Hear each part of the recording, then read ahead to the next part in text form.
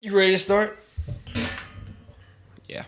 I'm ready to start. I'm ready to start, dude. You ready to start? I'm ready to start. You're ready to start it. So let's get started. How let's you do doing, it. guys? Welcome to the Bibbee Show, and I am your host, Nick Bibbee. And I have a returning companion today, and that is Bronson Morgan. Ba-da-da, da-da-da. You're from Sportsnet? I didn't know that. Yeah. Oh, okay. And we're going back to our very first little segment that we've done before, and that's going to be our weird news, because there is plenty of weird news to talk about.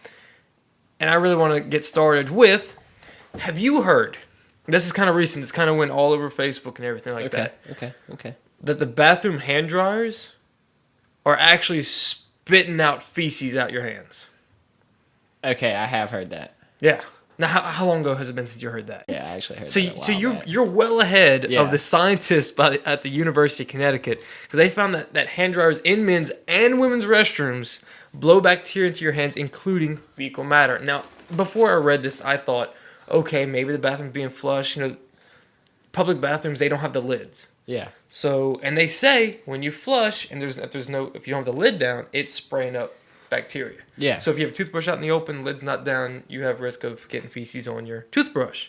So I was like, all right, maybe it's kind of caking up inside there, and when you press it, it's warming up that bacteria and just throwing it on your hands for you just Yeah. swirl around, smear it on your face and Right. everybody else's face, things Right. like that. Right. But then I go to read, and it says that they place plates under the dryers for 30 seconds, found between 18 and 60 different colonies of bacteria on each plate.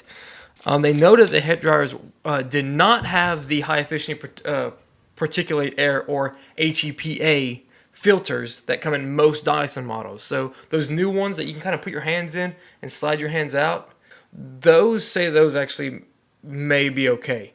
Because it said that the HEPA filters did, in fact, help decrease, but did not eliminate the bacteria.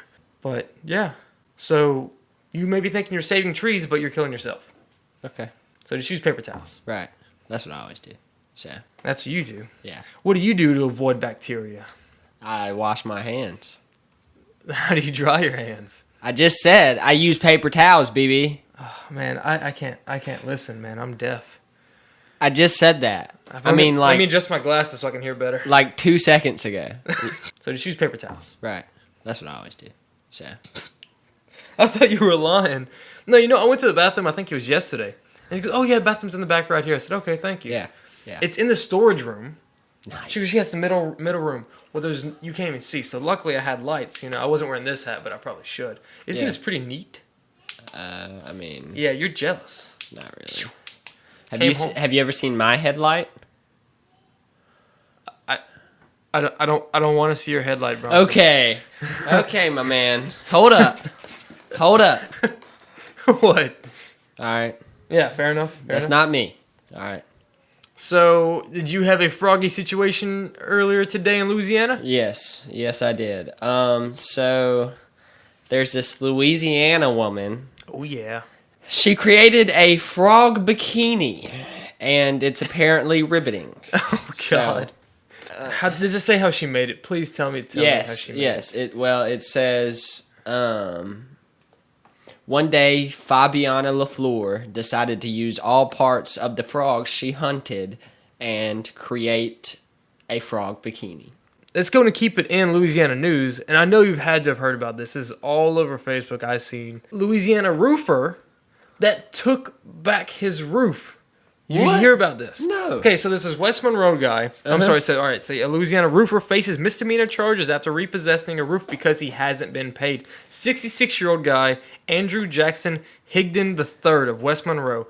I think, if I remember the story correctly, it was talking about before Christmas, this family paid for a roof to be fixed, completely reshingled because it was damaged during a storm. Yeah. And the agreement is he would be paid after they get their insurance check. Yeah. So he'll pay. So he goes, all right, I'm going to do the work, but give me the check afterward. Right. They said, okay, that's fine. Yeah.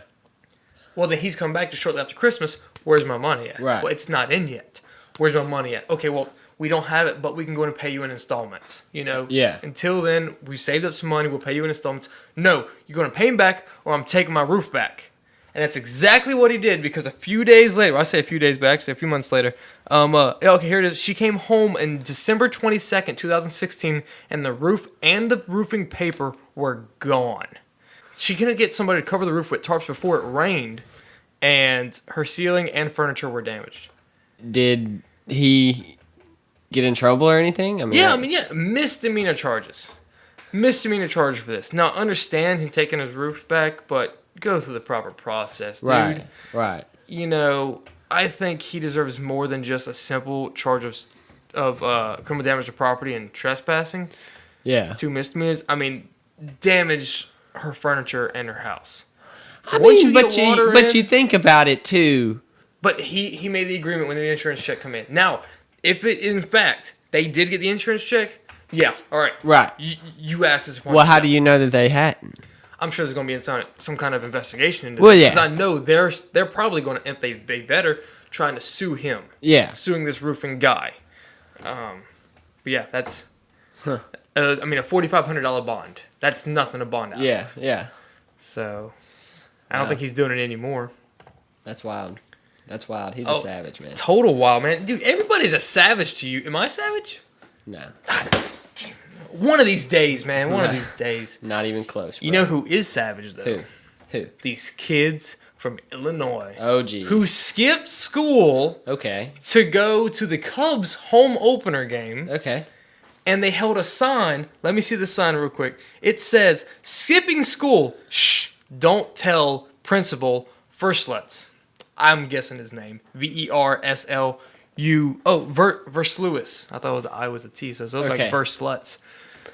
But the thing is, at the game, they find the principal, that principal who called in sick. What? Yeah, to take his 5th grade old son to the game, because he even said going to school is important, education is important. However, you do need to. There's some things you can't pass up. That's wild, man. I think that's just great, man. What are the chances of that? Exactly, the chances. Some kids at Illinois.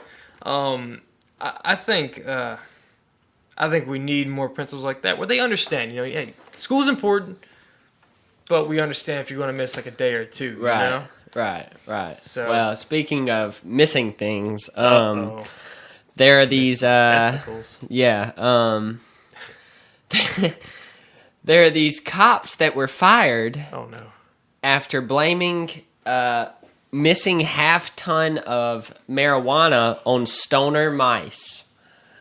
8 police officers in Pilar, Argentina gave after a half-ton, or that's the excuse that 8 police officers in Pilar, Argentina gave after a half-ton of pot disappeared from a police warehouse.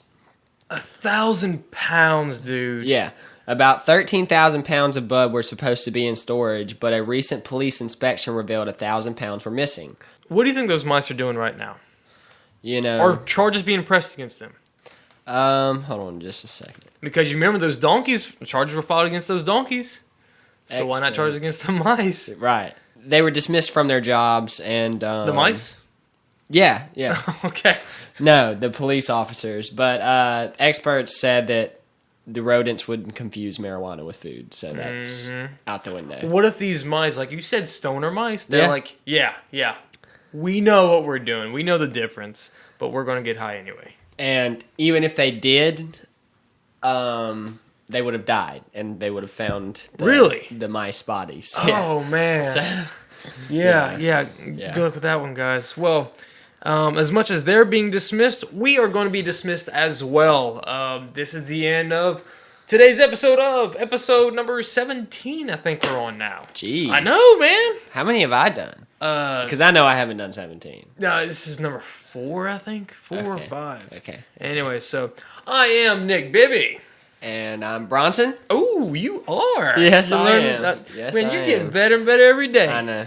Later, guys. See ya. Mm-hmm.